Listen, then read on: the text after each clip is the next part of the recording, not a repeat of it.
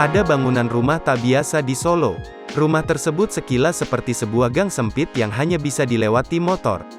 Namun, ternyata rumah seukuran tersebut bisa digunakan untuk hunian.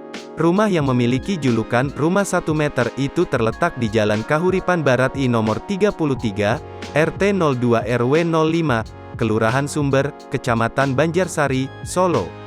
Dari luar, rumah dengan pagar putih ini benar-benar seperti memiliki lebar 1 meter saja dan memanjang ke belakang. Kondisinya terlihat seperti dua rumah di kanan dan kirinya tengah menghimpit rumah milik Joko Priyanto itu. Di atas pintu masuk utama, terlihat sebuah hiasan berupa tameng dengan naga kecil di atasnya. Dua buah kampak, dan dua pedang berada di belakang tameng itu. Saat memasuki ruang tamu, semua pasti terkejut. Luas rumah bisa dikatakan cukup melegakan. Kesan rumah yang sempit hanya terasa di bagian luar. Bahkan rumah ini memiliki 2 lantai.